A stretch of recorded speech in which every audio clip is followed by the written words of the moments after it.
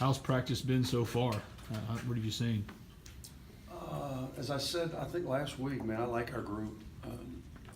Really, the things that you judge at this stage is to make sure that everybody's attitude is right and that they're giving great effort, and we're certainly doing that. And we've been together long enough now that we're starting to establish an identity as a team. As I said earlier, I think we're athletic. I think we're versatile. I think we've got a number of interactive pieces, and now it's just a matter of continuing to figure out the best way for us to be successful. You've talked about this some, I think last week, but how efficient can this offense be? You know what, I think we have more ball handlers. Last year, our biggest issue was turnovers.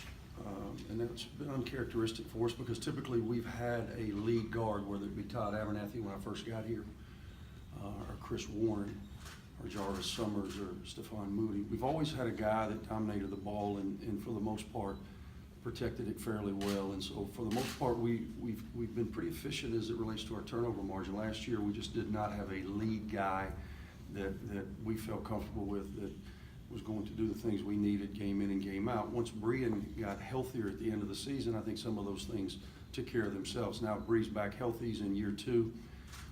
Terrence Davis, who obviously had a monster sophomore year, is much more comfortable in his role making decisions with the ball. DeAndre Burnett, after being in the program now over a year, as a 5th-year senior, is a guy that we trust with the ball. And then you bring in a guy like Markel Crawford, whose basketball IQ is off the charts, who can play a multitude of different positions and for the most part makes good decisions with the ball. So I think overall it gives us a lot of different playmakers on the perimeter, which leads to our versatility. With the depth you have, do you see yourself at times putting like 4 guards in? I think so. I think there are opportunities for Markel to kind of play a little bit of a face 4. He's 6'4", 210 pounds. He's strong. He understands how to guard. So there will be times, if we wanted to put a guard-oriented group, I could see Breein Tyree, DeAndre Burnett, TD, Kell all together, and then you still got Devontae Schuler, who could be in that mix as well as one of those 4 along with a big. We got to be able to rebound. We got to find a way to rebound. TD last year got around 5.5 a game as a wing. Markel got about 4.5 a game. I've challenged them. If we can get 13 between the two, I think it'll give us a lot of versatility on the way we want to play.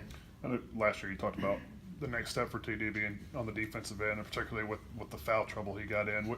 Where do you think he has come with that? A long ways. He's just much more conscious of it. He's grown up a little bit. He's much more mature. We've challenged him defensively, and I think Markel's presence has helped him because he sees how hard Markel plays defensively, and TD's probably playing better defensively than he ever has to this point.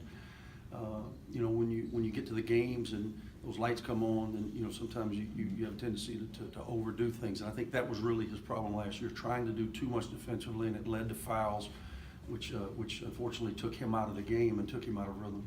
Did the SEC officiating and rules and emphasis on pace of play and all that, did that play into some of the problems he was having last year?